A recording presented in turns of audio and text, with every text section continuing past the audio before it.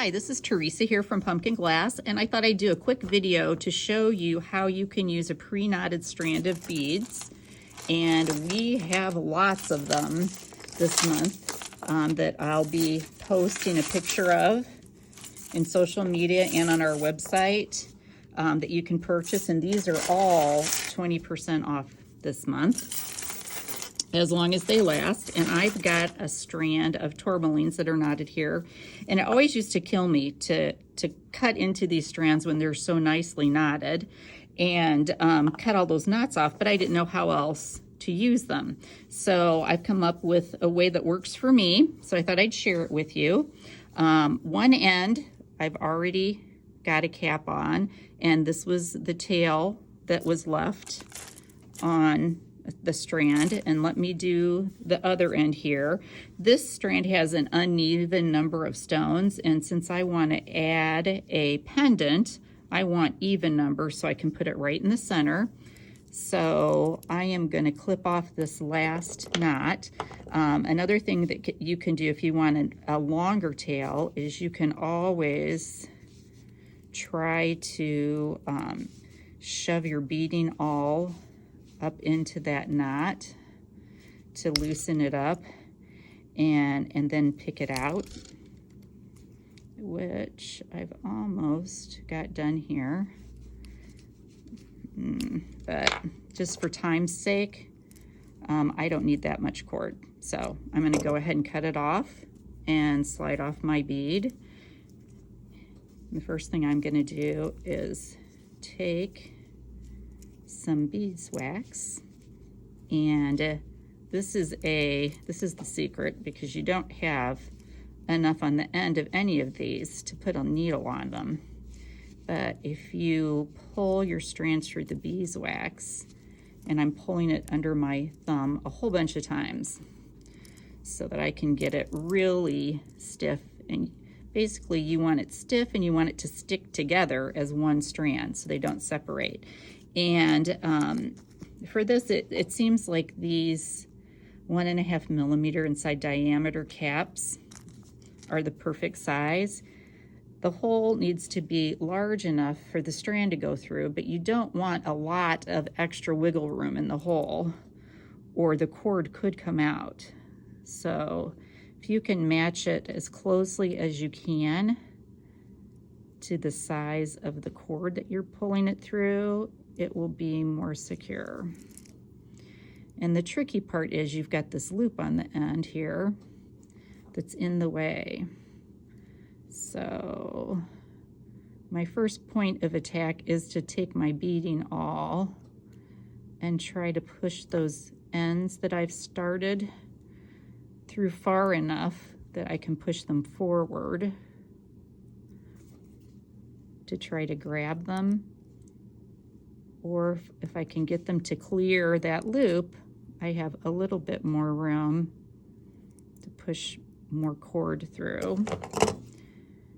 And we're going to try to, I don't know if you can see how it's kind of sticking out the front now. I'm going to attempt to grab that end with these really fine tipped pliers, which I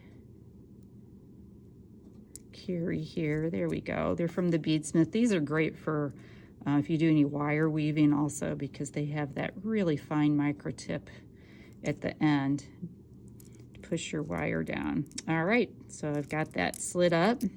I'm going to take just the regular size pair of crimping pliers. And you can squeeze this flat with chain nose pliers right in the center, but I feel like they never hold nearly as well when you do that as when you use a pair of crimping pliers.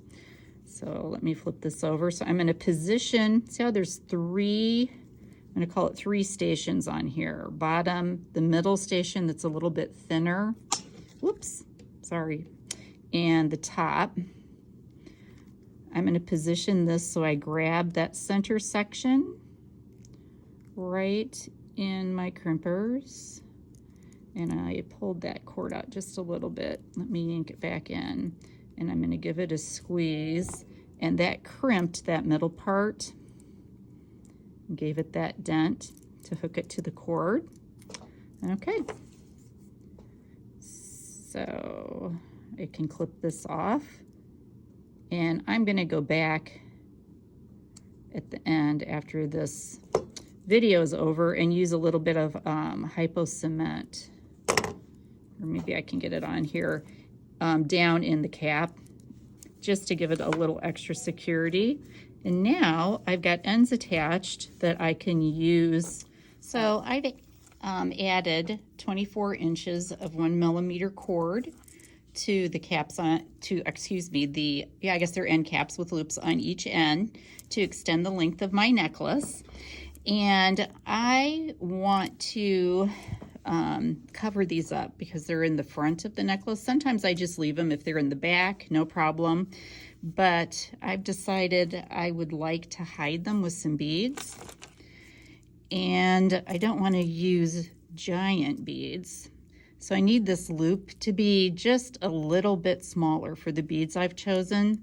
So I'm going to take my pliers and give this loop, I don't know if you can see that. I'm trying to position it in a way that I'm not hiding it.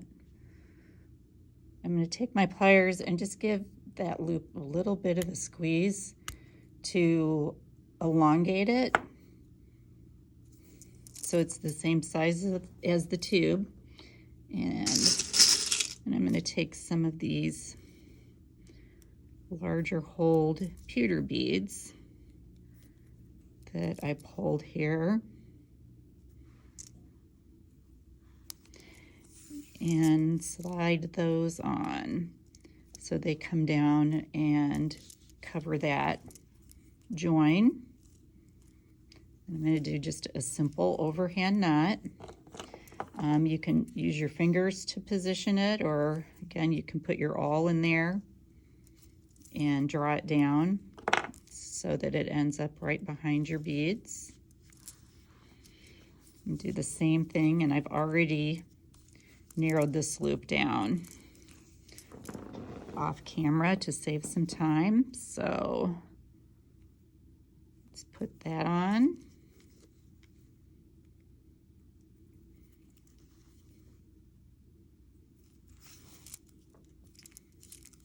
Two, and tie another overhand knot.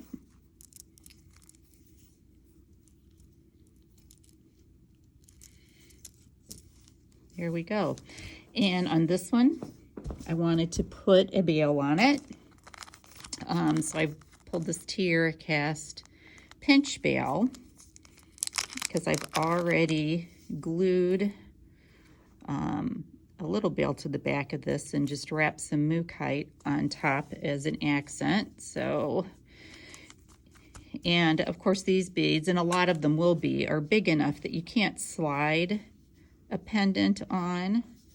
So this pinch bail solves the problem by allowing you to add it right between, whoops, hold that out, right between the beads. And I want to get this pinched well enough that that wire won't slide out. So I'm gonna actually take my pliers and gently, what I usually do is pull one side to the side like that, if you can see it. Sorry about that, dropped my pendant. Put it back on here. That way, when I squeeze it shut, they actually go past each other a little bit so that that centerpiece doesn't come off. And let me squeeze those back together. So that there's not a split in it. There we go.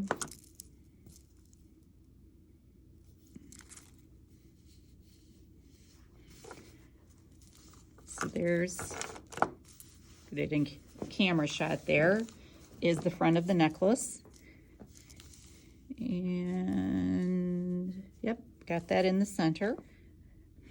To finish this necklace, I'm going to put all 4 strands through a bead with a larger hole. So that it can be adjusted.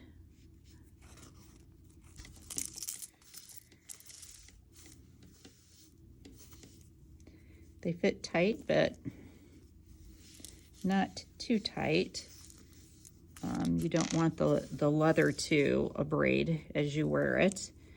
And then the final step is to add a knot, or I like a bead with a knot on each end, so that it weights these tails down a little bit and makes them look a little neater on the back. I like to do a double knot on the ends.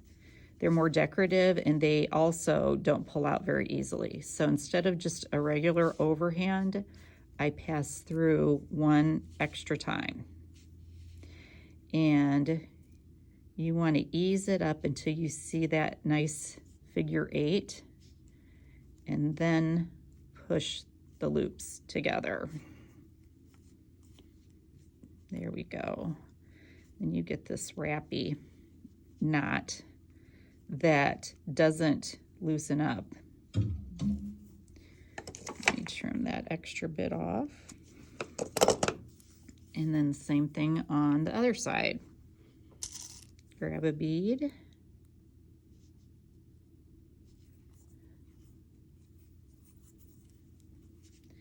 And again, twice through the loop with the tails, and draw it up until you see the figure 8, and then pull those loops together. And we have a finished adjustable knotted necklace.